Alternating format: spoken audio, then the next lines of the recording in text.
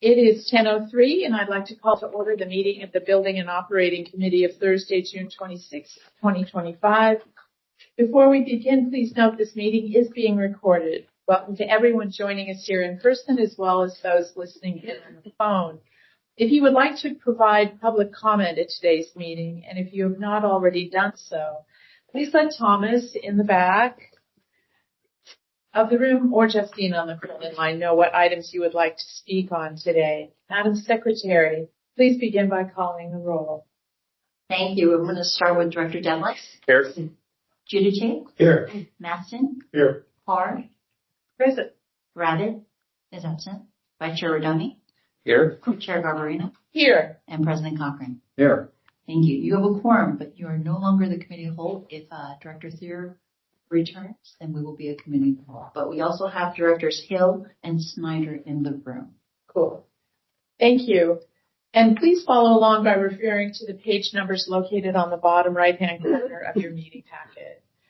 We will begin with agenda item number 3, which is to authorize an amendment to contract number 2022F012, Engineering and Detailed Design Services for the construction of a new build ferry with Aurora Marine Design.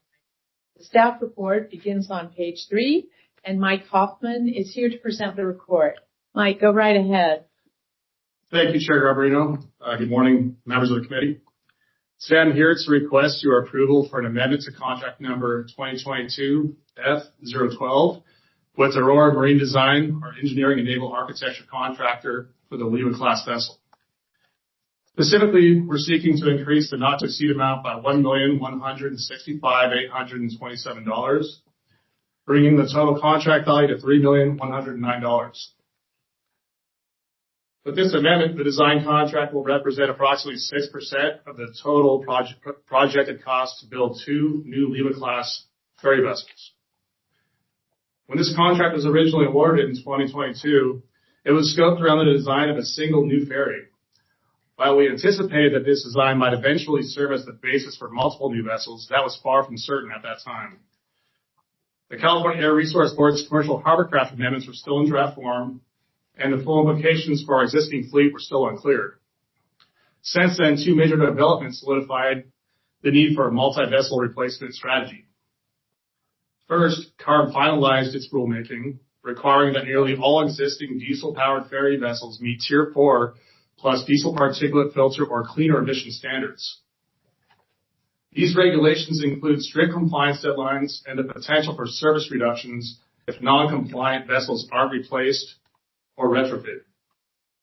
Second, the district completed feasibility study. The district's completed feasibility studies confirmed that retrofitting our existing vessels to meet the new CARB standards is not only technically challenging, it would actually be more costly to the district than full vessel replacement. The complexity of integrating Tier 4 engines and after-treatment systems into aging hulls, combined with the limited space, structure constraints, makes retrofitting both impractical and uneconomical. More importantly, 6 of our 7 vessels are eligible for federal formula funding for replacement through FTA's 5307 and 5337 formula programs. In contrast, retrofit projects do not qualify for that same level of grant support. In effect, replacing these vessels is not only more sustainable of an option, it's also the most cost-effective and fundable path forward for the district. This amendment supports that larger vision in 3 specific ways. First, it covers a change order for completed work, primarily the identification and regulatory approval of a propulsion system that meets both EPA certification and CARB verification. At the time this project began, no propulsion package had achieved this dual approval for high-speed ferry use in the United States. Here's one where I want to emphasize something we're particularly proud of. This regulatory challenge became a springboard for innovation. Working side by side with the Aurora Marine Design District staff effectively collaborated with CARB, the EPA, and engine manufacturers to adapt a European Tier 4 propulsion system for U.S. ferry service. This included technical vetting, emissions modeling, and iterative design coordination, culminating in the successful approval of a compliant package. This wasn't just about checking boxes. It was about driving forward a cleaner future for maritime transit. We took a regulation that could have been a barrier and used it as a catalyst to help shape the first U.S. verified Tier 4 CARB package suitable for high-speed ferries. Second, this amendment includes a licensing fee that allows us to apply the LEWA class vessel design to a second vessel, supporting the district's broader fleet modernization plan. Third, the amendment funds production-level engineering to support actual vessel construction, keeping this work with the design firm rather than deferring it to a shipyard or their subcontractors ensures design continuity and fleet commonality. That's especially critical in a multi-vessel procurement where different shipyards may be involved. Without centralized production engineering, we risk variations in layout, equipment integration, and assembly. Variations that could increase long-term maintenance costs, compliance, crew training, and reduce parts interchangeability. This step ensures that each LEWA class vessel is built to the same standard regardless of where or when it's constructed. This is an investment in consistency, compliance, and long-term cost efficiency, and it positions the district to move forward with confidence as we begin replacing our aging fleet. For these reasons, staff recommends that the Building and Operating Committee forward this item to the full board with the recommendation to authorize this contract amendment, and I'll stand by for any questions that you may have. Thank you, Mike. Yes, you see applause coming forward. Thank you. Good report. Yes, Jim. So, I think Dave Rohde must be wearing off on me, or rubbing off on me. So we're talking about totally new ships, and could you please walk us through why these are not non-fossil fuel vehicles? Absolutely. So right now the technology doesn't quite exist to support an electric vessel and achieve the same operating profile that we achieve today with a 30 to 35 minute crossing from Larkspur and 500 passengers, as well as a turnaround time of 5 to 10 minutes at each location. One thing that I want to highlight, and it's something that not everybody understands, but it's easy to understand once you hear it, is an electric vehicle displaces air as it moves across the road, where a vessel displaces water, right?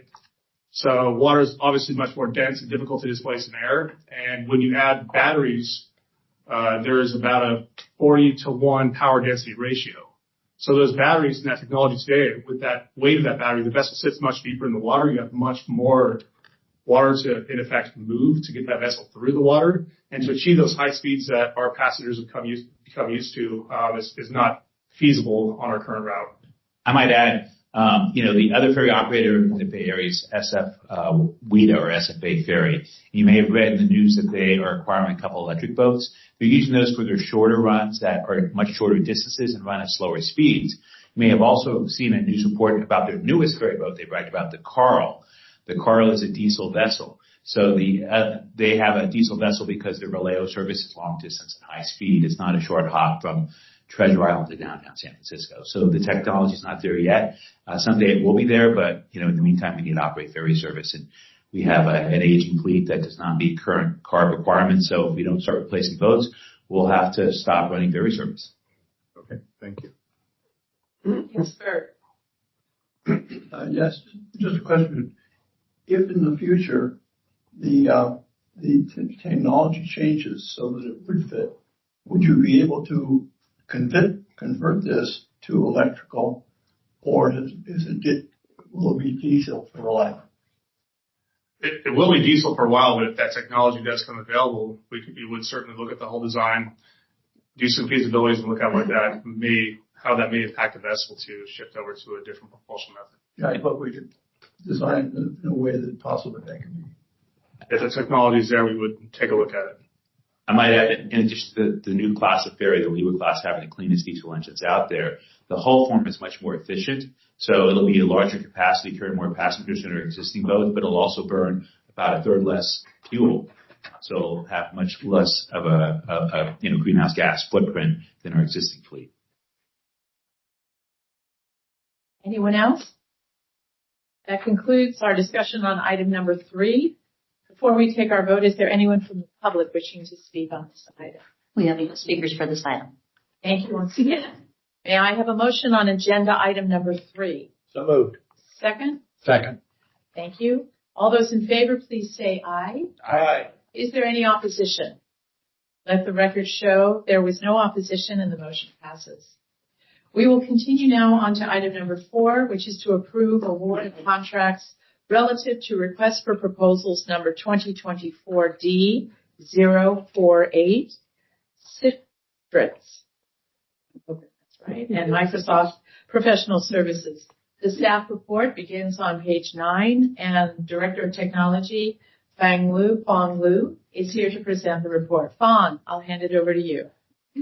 Good morning, Chair and the members of the committee. Today, for you, the Buildings and Operating Committee recommends that the board execute 5 contracts pursuant to RFP number 2024-D-048. This is Citrix and Microsoft Professional Services.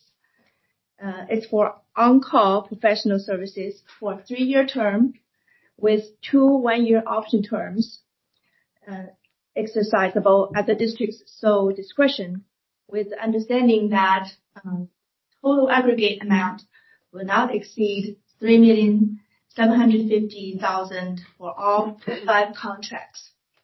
So Citrix and Microsoft Citrix is for our remote access for our applications. It also provides workspaces for employees and also security for the remote access. These 5 firms are Converge Technology, E360, Cornerstone Technologies, Intervision Systems, iShift. And this item will be presented tomorrow at the board meeting for appropriate actions. So back in 2019, the district established a bench of professional services consultants contracts. These primarily were to help reduce the time in the RP processing, at the same time providing more flexibility in delivering new technologies in the district. So now the contract for the bench contract is expiring. In March 2025, the district issued this RP, again number 2024-D-048. This RP reached out to 52 potential proposers, and among those, 12 firms put in their proposals. When staff went through an evaluation process of these firms, and outcome was that those 5 mentioned above were rated the top 5 firms. So what we discovered was none of these firms were part of either SBE or DBE. But these firms demonstrated their capabilities as well as their experiences working with government agencies and or transportation agencies. For financial impact, these fundings and the dollar amount were not a promise in any shape or form. They were solely when the on-call, they're solely for on-call basis as needed. And if there was a need, we will look at the funding from the district's either operating or capital budgets. So again, the total amount we're looking at for 3-year term will be $2,250,000. And then with the 2 1-year options, the total will be $3,750,000. So with that, I'm going to pause and see if anyone has any questions. Thank you, Fang. Any questions or comments from my colleagues? Seeing none. That concludes our discussion on item number 4. Before we take our vote, is there anyone from the public wishing to speak on this item? We have no speakers for this item. Thank you again. May I have a motion on agenda item number 4? So moved. Second? Great. All those in favor, please say aye. Aye. Is there any opposition? Let the record show there is no opposition and the motion passes. Thank you, Fang. We will continue then on to item number 5, which is to approve actions relative to contract number 2024B-061, P25 Radio Upgrade Consultant with Mission Critical Partners, LLC. The staff report begins on page 13, and Electrical Superintendent Jamie Briggs is here to present the report. Jamie, welcome. Please continue. Go ahead. Good morning, Chair and members of the committee. My name is Jamie Briggs, the Electrical Superintendent. Nice to meet you all. The recommendation before you today is to approve the following two actions relative to contract number 2024B061 for the P25 radio upgrade consultant with Mission Critical Partners. One, authorize the fourth amendment in the amount of $742,884 to a total contract value of $917,313. Two, authorize a contract contingency increase in the amount of $183,463. This matter will be presented to the Board of Directors tomorrow at its June 27th meeting for appropriate action. The summary. The Golden Gate Bridge Highway Transportation District's current P25 radio system supports 240 portable radios, 325 mobile radios, and 5 active dispatch centers. This system was last upgraded in 2019 and will no longer be available for regulatory or update support starting May 2026. MCP has completed its assessment and the district is ready to move forward with their recommendations. The radio upgrade contract would be proposed at the July or August Board of Directors meeting. Staff recommends extending the contract with MCP to provide project management and engineering support for the next phase of the project, which will be split into 2 sub-phases, Phase 2A and Phase 2B. It is anticipated that the staff will recommend an additional amendment to contract 2024B061 for Phase 2B. Fiscal impact. The fiscal impact of this amendment is $742,884, plus a contingency of $183,462. Sufficient funds are available in Bridge Capital Project number 2421, district-wide radio project to support this action. This project is fully funded by district funds. Thank you all. This concludes my presentation. I'm available to answer your questions.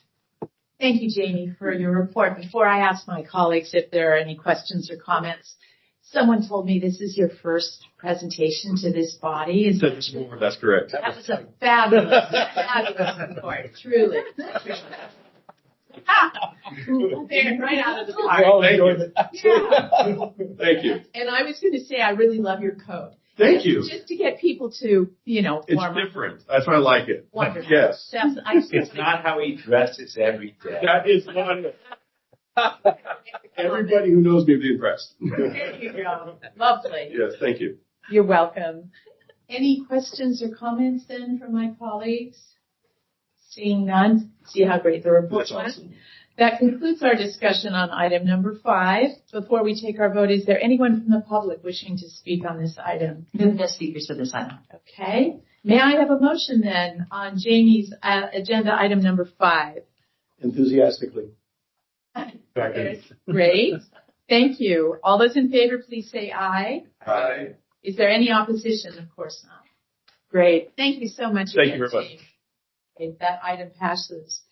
We will continue now on to item number 6, which is to approve actions relative to execution of professional services agreement number 2025B040, Golden Gate Bridge Strong Motion Instrumentation Program with the State of California, Division of Mines and Geology. The staff report begins on page 17, and John is here to present the report. John, I'll hand things over to you. Thank you. Thank you. Good morning, Chair Garbarino and members of the committee. The item before you recommends that you recommend that the Board of Directors approve the following actions relative to professional services agreement number 2025B040, Golden Gate Bridge Strong Motion Instrumentation Program. Authorize execution of the PSA with the State of California Division of Mines and Geology, amount not to exceed $259,530, perform for 3 years monitoring, testing, inspection, and repairs of the Golden Gate Bridge seismic instrumentation system, and establish a 10% contingency for the PSA in the amount of $25,953, with the understanding that sufficient funds are available in the fiscal year 25-26 Bridge Division operating budget to finance the estimated $80,300 for fiscal year 25-26 expenses under the PSA. So the State of California Division of Mines Geology Strong Motion Instrumentation Program, they manage a whole network of devices all throughout the state of California and toll bridges in the Bay Area, including on Golden Gate Bridge.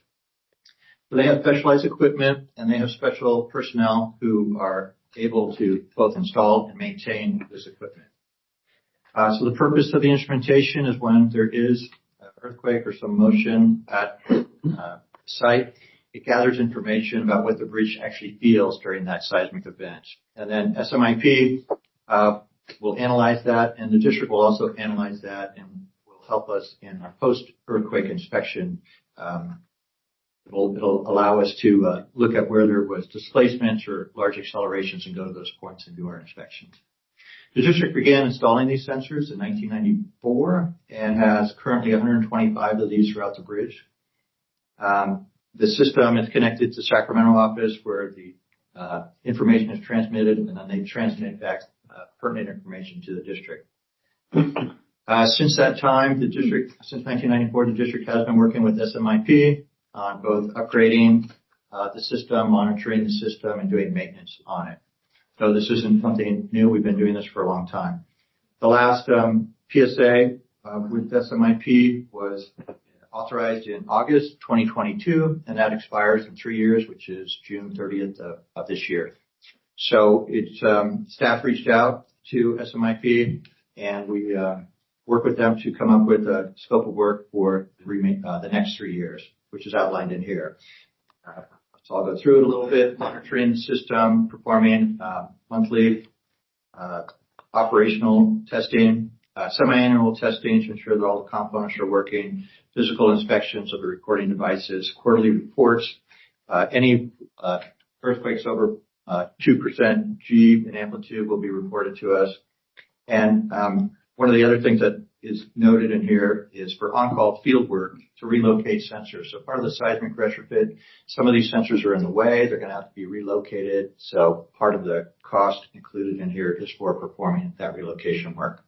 So they provided a cost estimate in the amount of $259,530, and of that, $100,000 is allocated for that potential on-call work.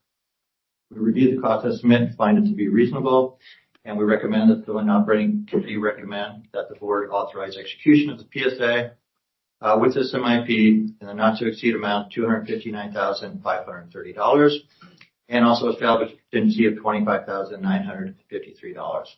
And with that, I'm happy to answer any questions. Thank you, John, for your interesting report. Are there any questions or comments from directors at this time? Oh, Barb, go right ahead.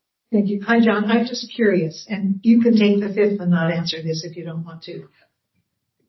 So the information goes to Sacramento through this system, then comes back, and it's only if there's a 2%, whatever G is.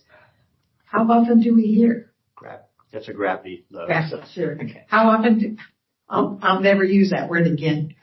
How often do we hear that? We haven't had a number of earthquakes that have been felt at the bridge where it has to come back.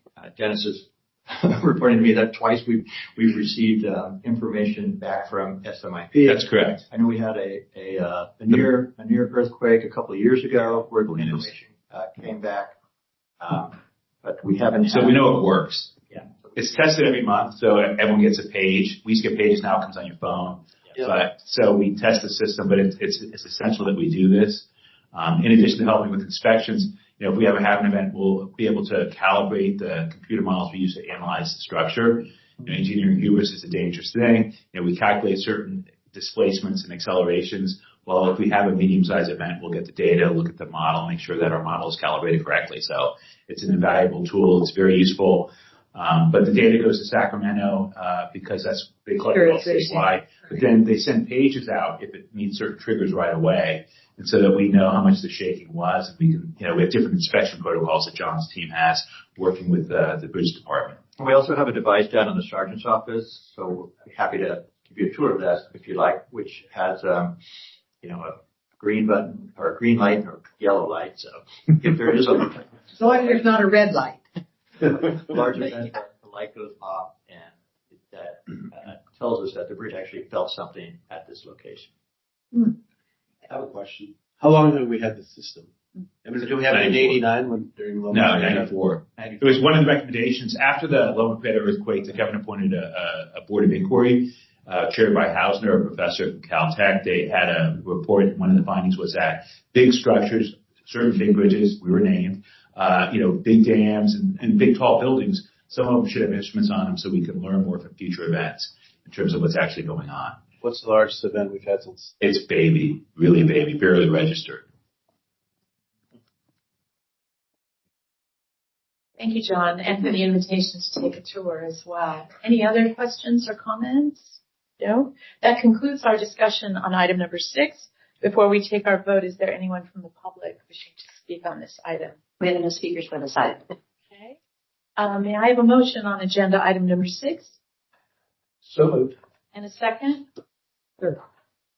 All those in favor say aye. Aye. Any opposition?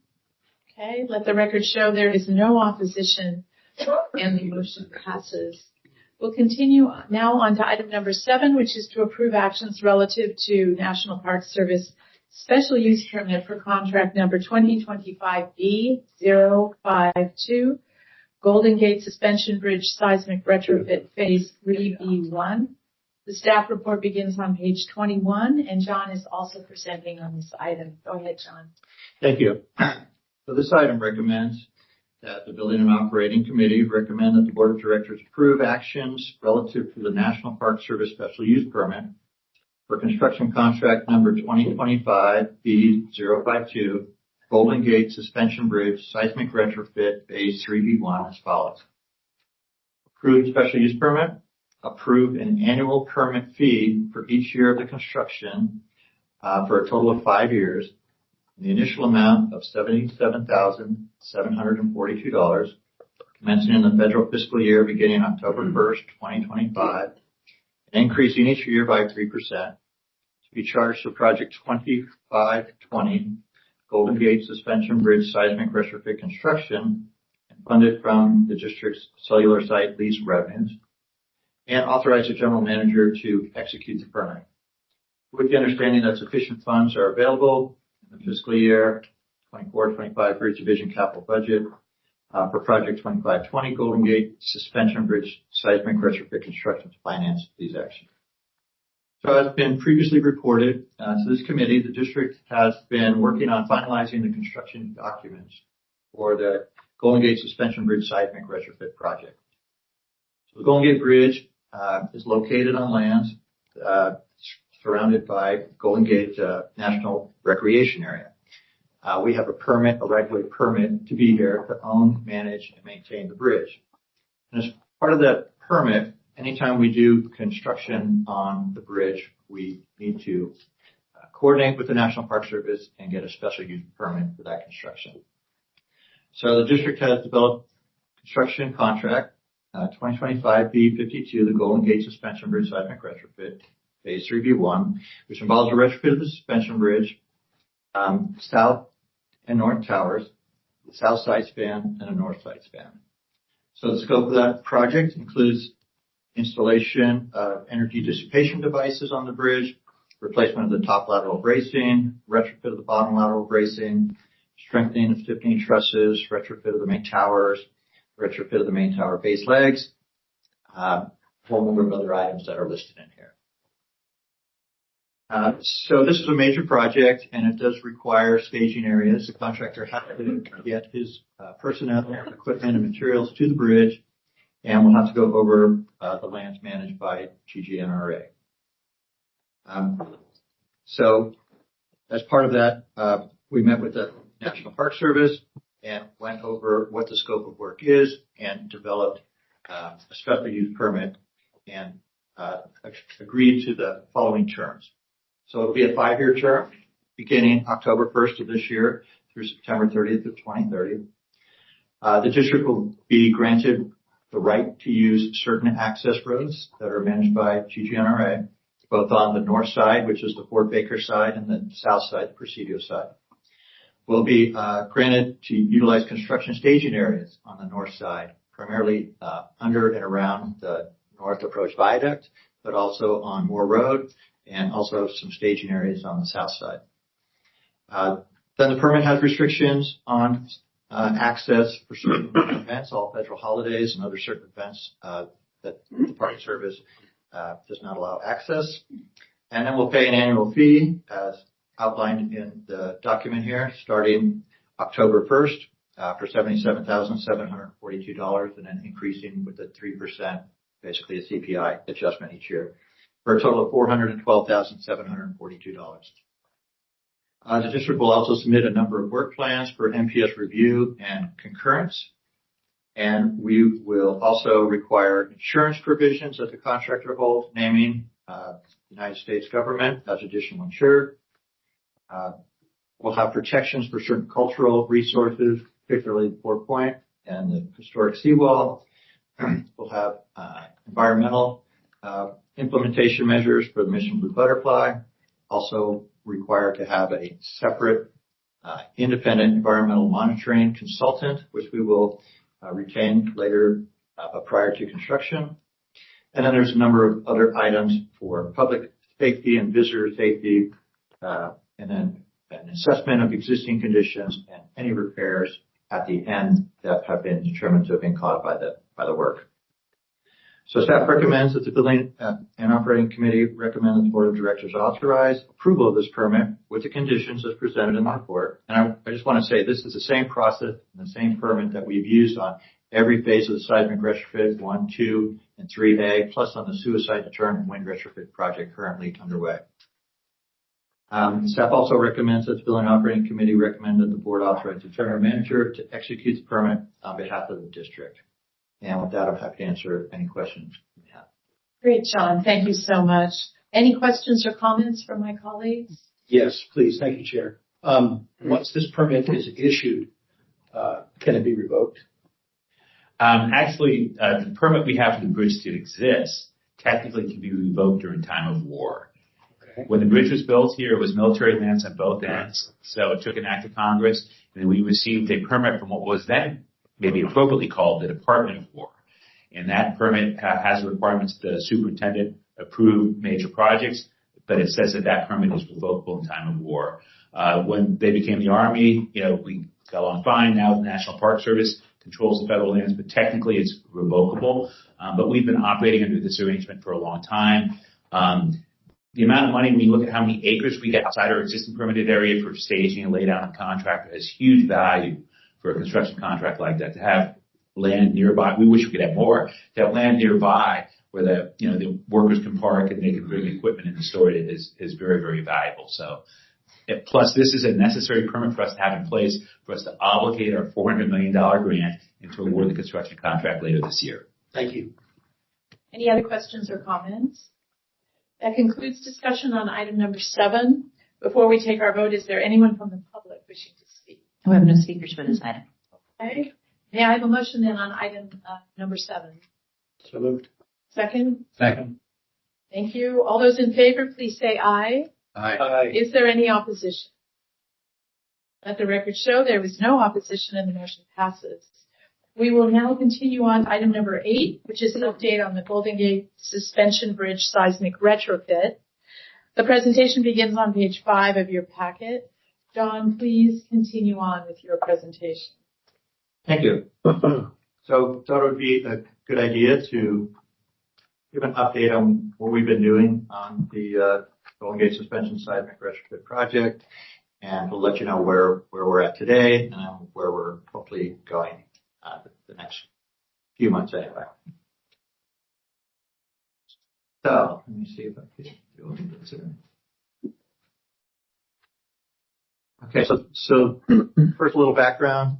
As Dennis mentioned earlier, after the Loma Prieta earthquake, there was a commission put together to look at all the bridges basically in the state, but also looking at the large toll bridges and also looking at critical routes throughout the Bay Area. And The Golden Gate Bridge was determined to be a lifeline structure and route, and was determined to retrofit the structure to a certain magnitude earthquake based on studies that were done at the site specific. And that's to withstand a magnitude 8.3 earthquake on the Richter scale centered on the San Andreas Fault, which is considered the maximum credible earthquake here. So quite a bit of work has been done previously. Phase 1 was the North Approach Viaduct structures, and that's been completed. Phase 2 were the south side structures plus the 4-point arch. That's been completed. Phase 3A was the North Anchorage House. That was completed 2013. And so what remains is the suspension bridge. So the slide shows you what the scope of remaining work is that remains. Okay. So summary of the project is the suspension bridge, and you could see from your handout the highlighted areas, which are, let's see if I could use the mouse here, which is starting from on the south side. This is 4-point arch. Basically, the suspension bridge comes all the way across to the north side. This is the north pylon, the north tower, and the south tower. And then in addition to the suspension bridge proper, the original scope of this project included retrofit of the existing energy dissipation devices, which are inside the 4-point arch. That's due to some lessons learned from testing that was performed for the devices for the suspension bridge. So I'm just going to go through a little bit of the project scope. So during a major earthquake, the tower is anticipated to actually lift up and rock. So you can imagine this structure right here lifting up and then coming back down. And when it comes back down, I don't think so, Tom. I think that's too much information. So think of like a soda can when you're stepping on it. Yeah. So you don't want that to happen to the base of the tower. Right. So there'll be some large steel plates placed around the base of both tower legs, approximately 40 feet tall around the outside edges. And this is very, very tricky work. You have to be inside. This is all under live load service loads currently. So you have to be very careful when you're removing fasteners and putting new plates on. Then repair of the north and south tower facades. All of you drive by and see that there's some repairs that could be done out there. That's included in the scope. And then over here, this is called strut 5. This is a strut just underneath the roadway. You can kind of see it over here in this elevation view. It needs to be strengthened during a seismic event to determine that the lacing bars that are currently present do not have the capacity for the demand that it will see there. So removing the bars and putting cover plates on. Continuing on, all of the suspender ropes that go all the way across the bridge are socketed with a little bar that holds them in place. So you can imagine if there's a large event and the bridge gets excited and starts bouncing around, that there's a potential that the socket could come undone. So each of these will be retrofitted. It's about 252 locations. At the interfaces of the tower and then also at the pylons. So this is where the load has to go somewhere when the bridge is bouncing around. So it has to be controlled, and then those elements see much more load than, say, in the midspan. So at the tower and at the pylons, there'll be some strengthening of the truss members themselves. Not all the truss members, just at those interface locations. Then this is the bulk of the work. And so there's floor beams, 56 floor beams will be strengthened and or retrofitted in some fashion. There's a bottom lateral system right here, which will have all of the lacing bars on the top and bottom removed and a cover plate installed. You have to do abatement, a lot of fastener work associated with this. There's over 500 of these segments throughout the bridge. And then similarly, the top lateral system, again, there's over 500 of these elements. Those will all be removed and replaced. But they have to be removed and replaced while still carrying service loads. So you have to have an elaborate system to do it. I'll just put it at that. How do you sleep at night? And then again, at the interfaces of the pylons and the towers, where the load will be carried to be dissipated. We're adding some new bracing. There's no bracing there now, so this is some new bracing that will be installed. Those are very large members also. Underneath the bridge, there are some existing what are called longitudinal struts. That's right here in the center. Those really don't have a lot of capacity. They'll all be removed, but they'll be replaced with a pair of new longitudinal fasteners all the way across the bridge. So again, a lot of work going on associated with that. The pedestals, which are on top of the floor beams, will have some strengthening performed. And then on the roadway itself, the original scope anticipated basically repairing all of the expansion joints where water can come through and come down onto those pedestals that you just saw. So this is included. And then these are the finger joints. So these are what allow the bridge to move at the tower and the pylon interfaces. So those will be replaced with a new seismic isolation joint. And then this is the crux of the retrofit. These are energy dissipation devices. I believe that we had a presentation on this previously. This is a photo of San Diego facility where they were tested. And there's a number of these put in, 38 total, 10 in the main span and the other 28 working on each of the side spans. So there's longitudinal devices that are put in at the pylon and the towers. And that's what's shown in this one here. So this is a depiction of a longitudinal one. But an earthquake, can be in other directions too. So there are transverse devices put in also at the interface. And then the wind lock, which is where the load is carried back to the towers and the pylon, those are diagonals. So those are inline energy dissipation devices. And they act as a kind of a fuse also in addition to dissipating energy. So when we put in all these devices, it's going to, again, drag a lot of demand to these locations. So the wind lock and the other framing at those particular locations will have to be retrofitted to take that new demand. That's what those are showing. And then cleaning of the south tower. Originally, the scope was to clean and paint the whole south tower from the base all the way to the top. This is the energy dissipation devices located in the 4-point arch. And again, we were going to retrofit these. These are fine. They function well, but we have some better device mechanisms that we've learned through our testing for main span that we wanted to change out at these locations. And then installing temporary access platforms so we could actually go and maintain and inspect these devices once they're installed. Currently, there's no access system where the new devices are being installed, or they are very limited. Okay, so procurement. So in 2018, the board authorized the use of the construction manager general contractor procurement method for procuring the project. So typically we do a design, bid, and then build project where the contractor is really not involved at all during the design process.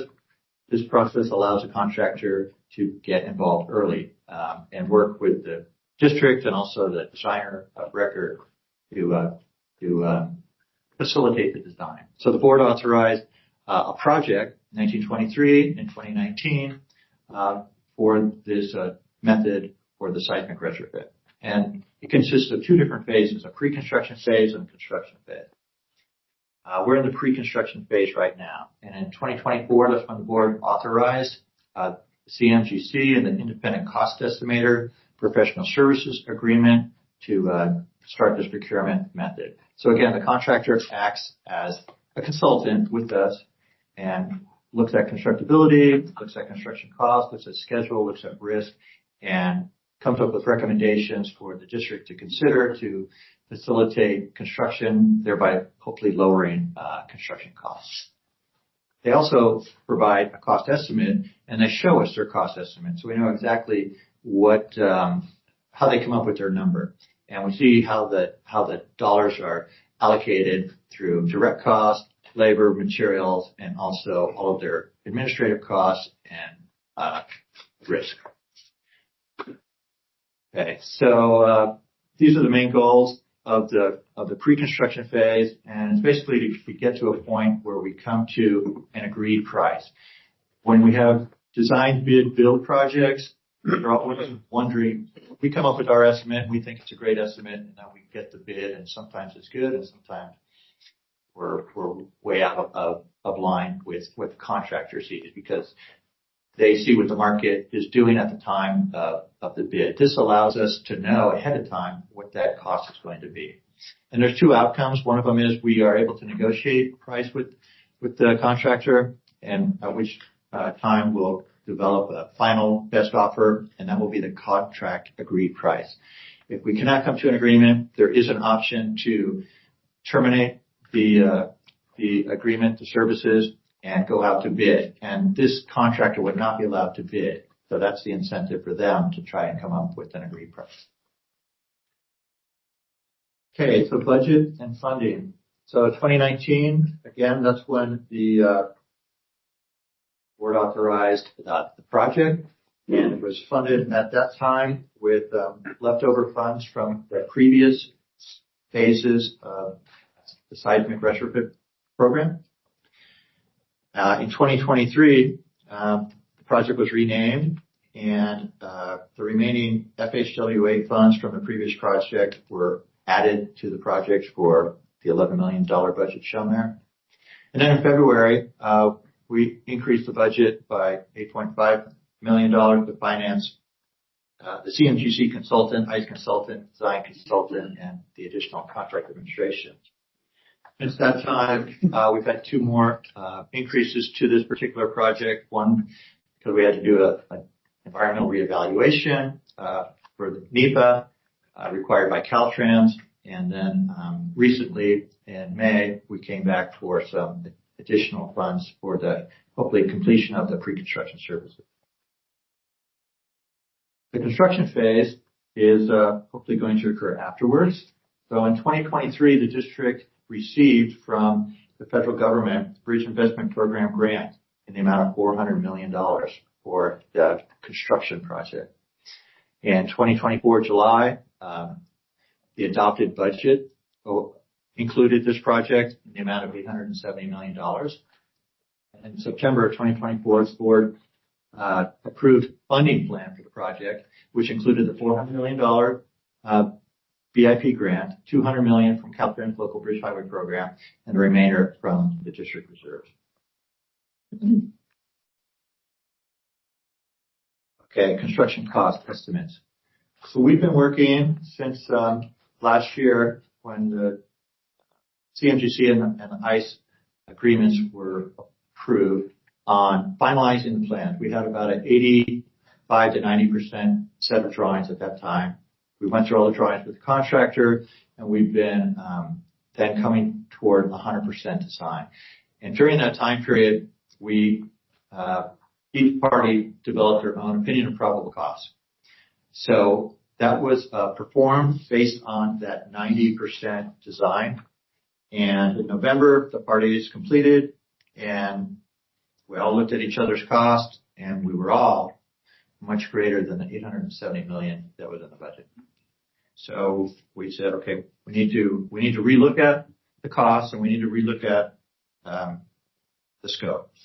At the same time, FHWA requires a cost schedule risk assessment be performed on major projects, which this is.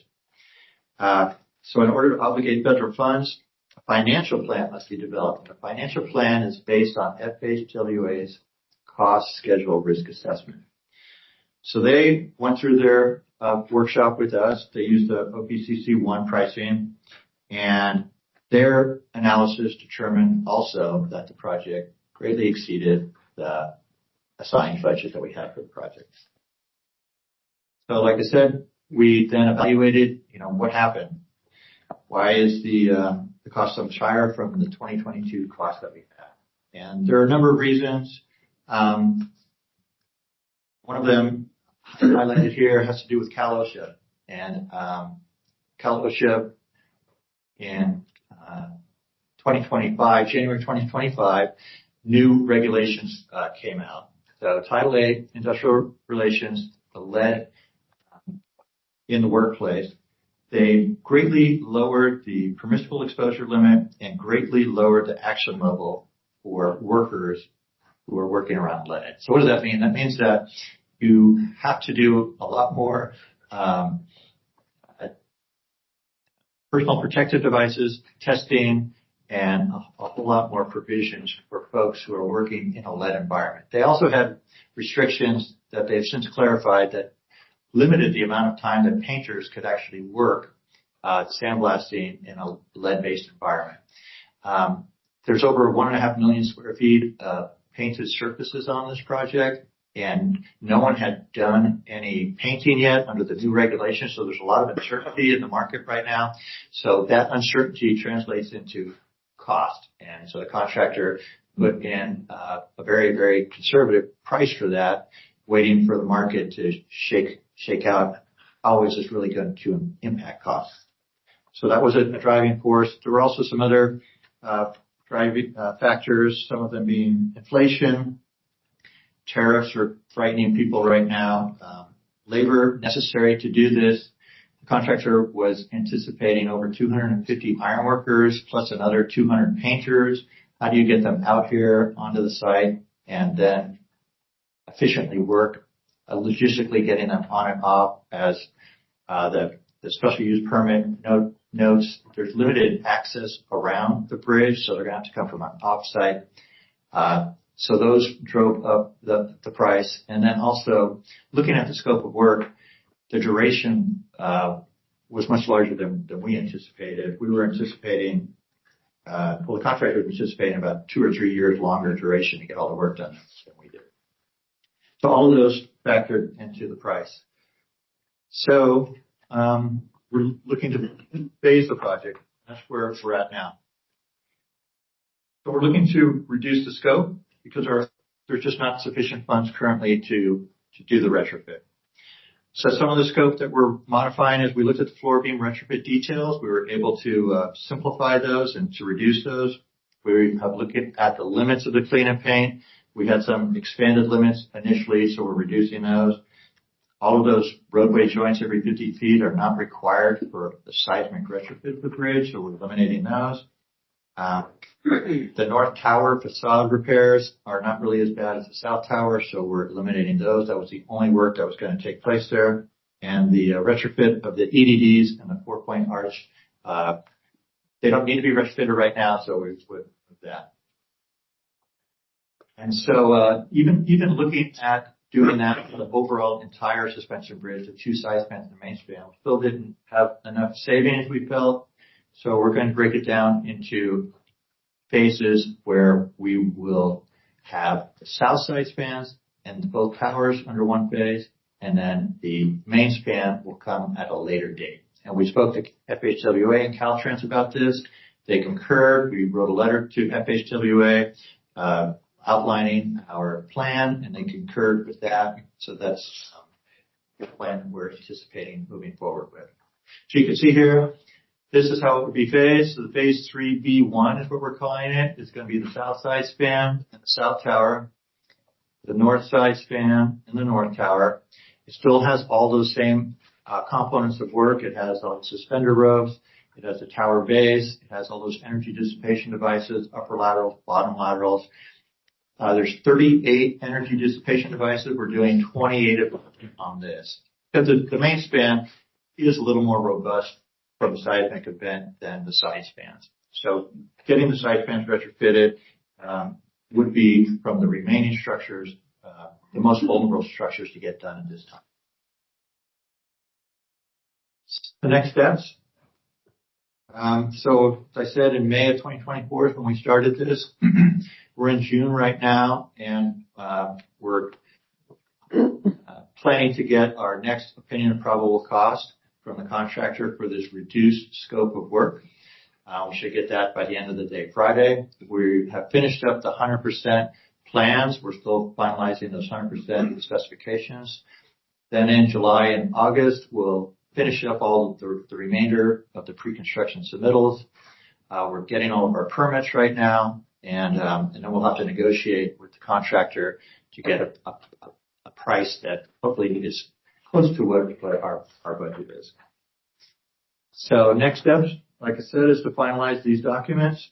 Also investigate a waiver to the Cal OSHA lead regulations, because if we have a waiver, that is going to reduce our painting costs, which are a big driver.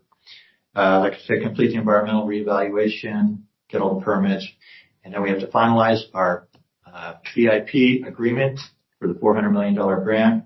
We have to obligate those funds by September 30th. Then award a contract before the end of the calendar year. And then lastly, develop a plan for phase 3B2. I'm happy to answer any questions you may have. Well, thank you, Bert. Yes, thank you, John, too, for that magnificent and detailed report. Yeah, just curiosity. How much of this is associated with our unique vertical thrust Loma Prieta earthquake as versus the traditional ones we knew about all before? I'm sorry, our unique, what's that? I'm saying Loma Prieta was a unique event, as I understand. How much of this is what we're working on now to relate on that particular area of seismic problems? I'll jump in. The Loma Prieta earthquake was 60 miles away. It wasn't the San Andreas fault near field, and so we're very close to the fault. So the ground motions include something known as a velocity pulse or fling. We have an impact before we have your vibrations, and so it's our proximity to the fault as well as the length of the fault and how great an earthquake the fault can create that drives the ground motions, and the ground motions then drives all the retrofit work that John and his team will be performing. And that's the reason why it's somewhat more complex than what we thought before. It's also an 88-year-old bridge, and so a newer bridge would have different design details. So it's a combination of things. But as John mentioned at the beginning, the ground motions are developed specific for this site, and that is the principal driver of that coupled with what your bridge is, what you have to do. Thank you. Anyone else? Questions, comments? Yes, Jim. What was the cost estimate that came in for the complete project? It was about, without factoring in risk or construction administration costs, it was over $1.8 billion. Okay. Thank you. That was also based on the painting prices that existed at the time, something the district's been focused on. It's not quite right to say much more than that. Thank you. Anyone else? Wonderful. No action is required at this time under item number 8, and we thank you again, John. So we'll continue on to item number 9, which is an informational monthly report from board appointees on the Sonoma Marin Area Rail Transit Board. And I will start off with asking my colleague, Barb, if she's got anything that she would like to contribute at this time. I'd rather have you start. Our big flagship, of course, was that we opened Windsor. Yep. And if you look at the numbers, and I know in the mascot report, it talks about SMART being kind of the backbone. We're unique, as you all know, in that we can't change our routes. I mean, we pretty much spend a lot of money putting the track down, and that's where it is. So the rest of you kind of have to dance around us if you want us to be part of it. But adding Windsor, and this surprised me, has significantly increased the ridership. And Windsor has been on our tails since the beginning of SMART, beating their drum saying, get here, get here, get here. And we all go, sure, it's Windsor. How many people are going to be in Windsor, right? But it certainly has increased our ridership. And I'd like to just say a little something, and Patty can back me up or tell me I'm wrong on it. But we do get some hits, and you notice that Shane hit us once about the free and reduced rates. Trains are a little bit different than buses and ferries. People in this area, especially people who are more senior, don't intuitively know how to access a train. unless they happen to be European travelers and then they've got it figured out. But it isn't intuitive. I mean, you always have to walk up ramps. You always have to look around. There are machines. If you're not a big computer user, which some of us aren't, it's a little intimidating. And so you do have to have a card, but the cards are pretty easy. And what we're finding is that significantly increases our ridership. Not only that, but it gives us repeat riders. And we're hoping, and hope isn't a strategy. We just saw Brian Sobel the other day, and he reminded us hope is not a strategy. But what we're finding is that we have a number of repeat riders. And so we're hoping that once the fares go back in, if they do, and I don't have any inside information on that they'll become permanent riders. The other folks that get a break on SMART are the kids, the students. And we do front a lot of areas that will get kids to the high school, they'll get kids to the college. And so we're trying to build a ridership on both ends. Both the seniors who, as they become less and less car dependent, sorry, Bert, but they're not going to be riding their bikes, and so we're trying to put the train, as you can tell, in the corridor. I mean, there was a lot of talk about how the buses go out into the fingers, but the purpose of SMART is to be on the corridor so that people can get from one place to another. We spend a lot of money on first and last mile, with shuttles and all kinds of things. So basically our philosophy is I think NASCOT will come together. I don't know how it will come together, but we do want to be a player in making sure that it's a total system and that we do our part in that. So Windsor is a feather in our hat, I would think. That's all I really want to say. The ridership increases. Patty will tell you about that. It's on the papers, but we just keep getting more and more people. There you go. Yes, did you have a question? Yeah, so we read in the paper that the Windsor early morning service was stopped, halted. Do you anticipate reinitiating? I think, do you want to say that? Oh, you can go ahead. The timeline that we've heard is that we think it will take about 3 months to get the approval for the quiet zones. When you run a train, it has a big whistle, and people don't really like that a lot, especially 5 o'clock in the morning. And so the 3 new whistles for the early morning routes were causing them some concern. We legally can't run it without either a quiet zone designation or a whistle.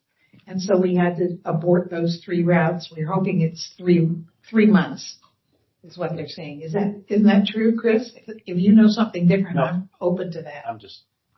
It's weird. That's what I recall as well from the discussion. It was the town council. Their town council was supposed to do that. Yeah. And I do have, I guess I like printing. I'll stop someday. But Chris, go ahead. Oh no, I just know there's the effort underway this year now to get the measure back on the ballot. Oh, thank you. Yes. Were you going to talk about? I can if you like. Yeah. Thank you for mentioning that. We hope everyone votes often for that measure. Yeah. Yeah. So I will, I guess I'm happy to share all of this, but I suppose I should, if I weren't in the business of recycling paper, I probably wouldn't print, but I should stop. The May ridership was 108,355, which is a new monthly record, and a 69% increase over May of 2019, which is huge. Including Dennis, there were over 1,000 attendees at the Windsor opening of their station. SMART also surpassed its 1 million ridership goal, which is huge, 108% of that goal when they reached, that doesn't make sense, but 22 million rider miles, or 101% of its actual goal. The Windsor Station boardings were very strong, peak on Friday at 724. Bike boardings also high, 3,745, again in May. And then the initiative. was launched on June 14th. Seeks a 30-year extension of SMART's existing, that's important to stress, existing quarter-cent sales tax, which is not going to be an increase. We're aiming for June of 2026, and it does require, it's a voter-led initiative, 48,100 votes, and is managed completely independent from SMART staff, so that's really good too. Report and regarding freight, we adopted a resolution to amend the fiscal year 2025 adopted budget to increase expenditures and the authority for freight. So that will continue on.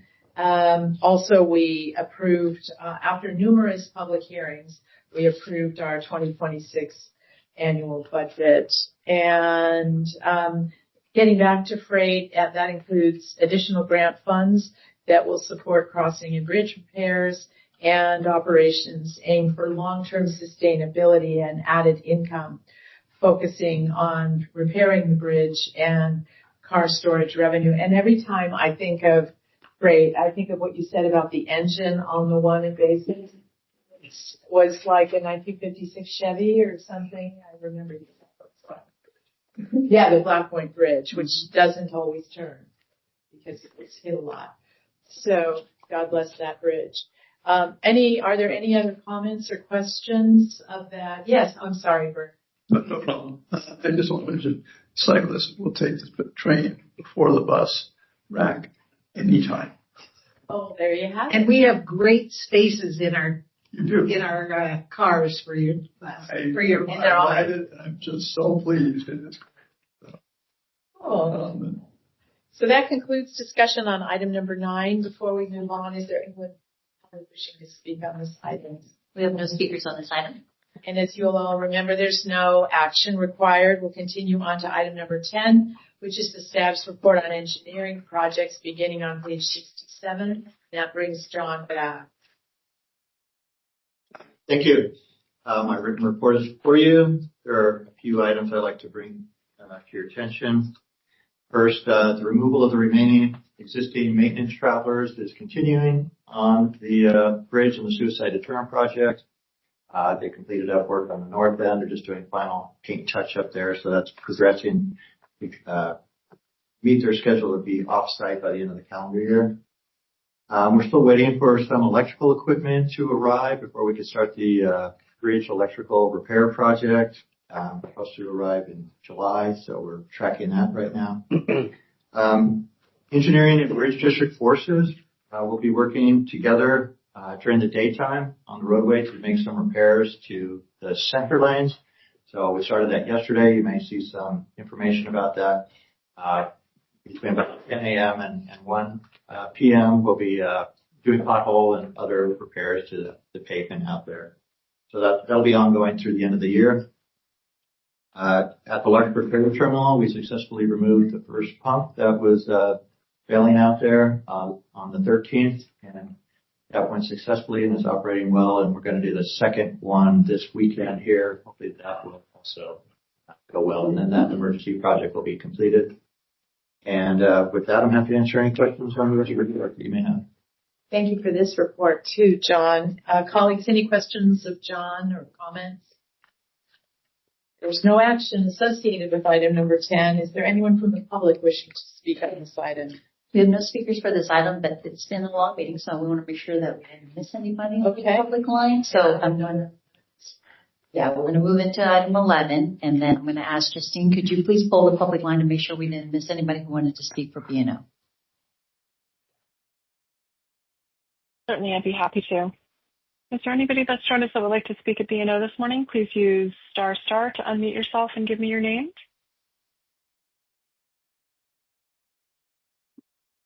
I am not hearing anybody this morning. Thank you. Thank you. We have no further speakers. And with that, we've reached the end of this meaningful and packed agenda. May I have a motion to adjourn this meeting? Second. Obviously, hearing no objections, that concludes the meeting of the Building and Operating Committee. And the time, colleagues, is 11:13.